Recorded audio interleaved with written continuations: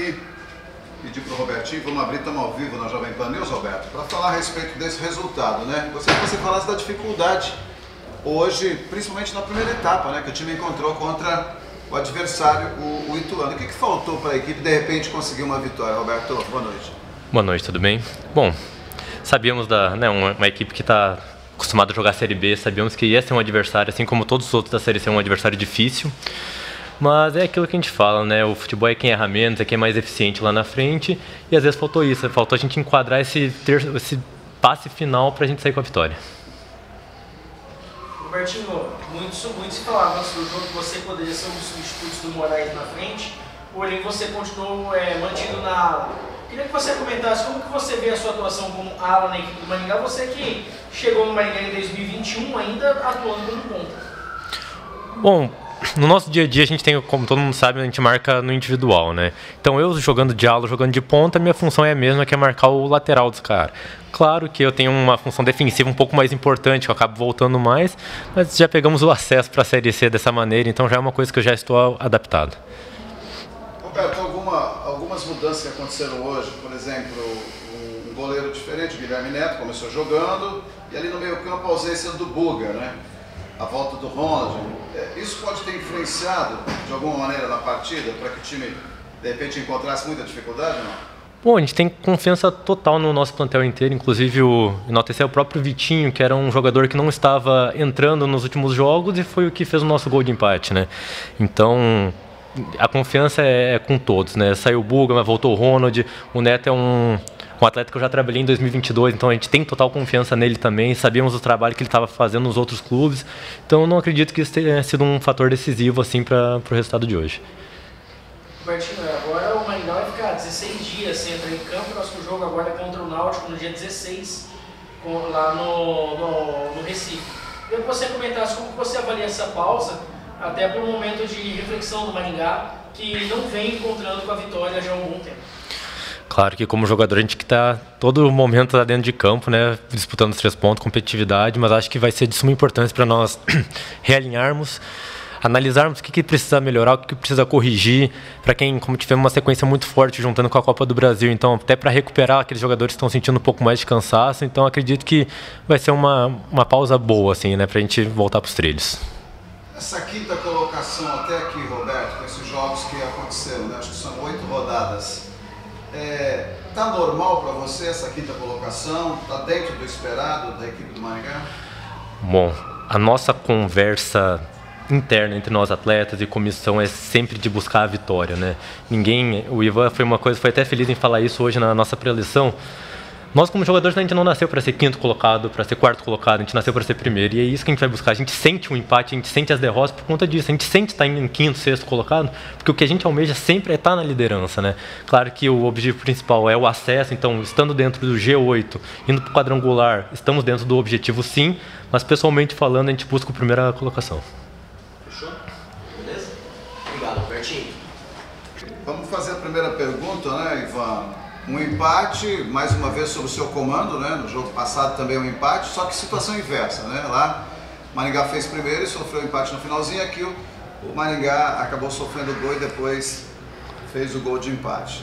Essas mudanças que aconteceram, os critérios, a princípio, para a entrada do Juan e também do Guilherme Neto, gostaria que você falasse a respeito disso. Certo, boa noite a todos. A entrada do Guilherme Neto parte do nosso professor do Jorge Castilho, juntamente com a comissão, onde gostaríamos e precisava dar uma oportunidade para ele também, assim como foram dadas aos outros atletas, então achamos justo. E a questão do Juan, como eu disse na semana, testei Negueba, testei Fernando, testei Júlio, quem se destacou foi o Negueba, e aí ele conseguiu imprimir ali como um segundo atacante, às vezes vindo de falso 9, e aí eu tive que abrir a ala esquerda com o Juan, e até mesmo para buscar esses tipos de cruzamento, buscar algumas ações combinadas que nós temos pelo corredores laterais, e eu acredito que funcionou. E então essa questão passa mais pela comissão técnica mesmo, de ajuste, e quem foi bem na semana. Ivan, o Maringá que não vence há quase um mês, a última vitória foi no dia 3 de maio. Depois disso, perdeu para a CSA, empatou com o Botafogo da Paraíba, perdeu para o Atlético Mineiro, empatou com o Anápolis e agora com o Ituano. Te incomoda esse retrospecto, essa ausência de vitórias do Maringá? Com certeza incomoda, você precisa estar vencendo até para estar dentro do seu objetivo na competição. Então, ele te preocupa, mas você também tem que estar ciente do que você fez nessas partidas, sabe?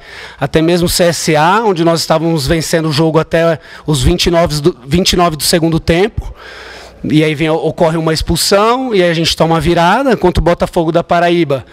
Aí já começa a me chamar a atenção alguns primeiros tempos não tão bons nosso, então tanto contra o Botafogo, o Atlético Mineiro, eu acredito que a gente pecou em algumas partes, em alguns tempos, e isso chama atenção para estar sempre concentrado tanto no primeiro como no segundo, para não estar ocorrendo algumas coisas que foram feitas nesses jogos e a gente conseguiu corrigir também.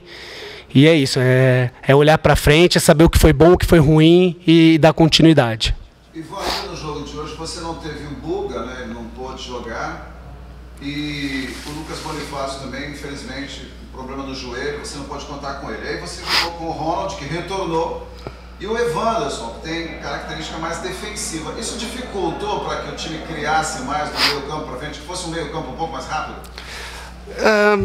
Eu acredito que pelo jogo reativo que ele veio fazer, eu até achei que ele ia vir num jogo mais propositivo, ele mudou bem a equipe e colocou atletas de velocidade, de projeções de espaço, e isso dificulta, né? Então eu acredito que com essa parte dos médios mais defensivos, do Evanderson e do Ronald, te traz um equilíbrio para dar liberdade ao Léo Ceará, para flutuar ali, e também a parte do Negueba, porque eu tentei utilizar o Negueba de homem livre, tentando fazer superioridade numérica nos setores do campo, então eu acredito que defensivamente o Evanderson e o Ronald cumpriram o seu papel. Oi, Ivan, você que na pergunta anterior falou sobre alguns primeiros tempos do Maringá Futebol Clube. Eu queria que você elencasse quais seriam o que seria de positivo do Maringá Futebol Clube nessa sequência desse último mês de maio e agora dessa partida de junho também, e o que melhorar na equipe do Maringá?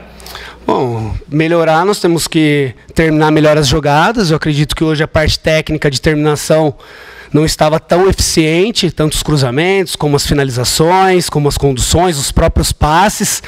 E acredito que nisso que a gente estava pecando muito nos outros jogos. Estava com pouca densidade, então poucas ações repetitivas. Nós precisamos entregar mais volume ofensivo. Eu acredito que isso me chamou a atenção. Acho que a gente voltou a ter uma densidade, números de ações com mais frequência. E vocês viram agora no segundo tempo, faltou por detalhe o gol da vitória. Ivan, você falou em oscilação na quinta-feira, na coletiva lá no CT, quando nós conversamos. A partir desse resultado de hoje, até aqui, o time ainda continua oscilando?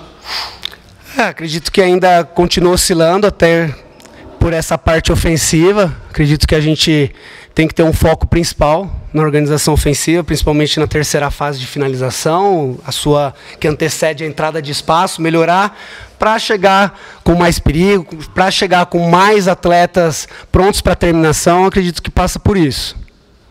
Ivan, só passa a programação para a gente.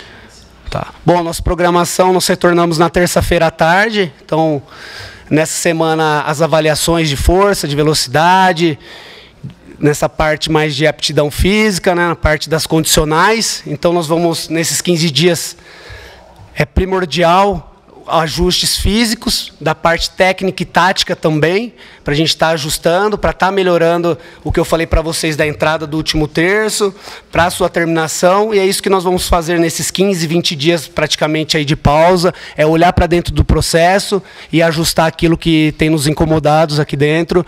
Com a volta do Castilho, a gente partir aí para resoluções dos problemas aqui dentro. Fechou, Ivan, obrigado. Valeu, pessoal, boa noite, viu? Obrigado aí.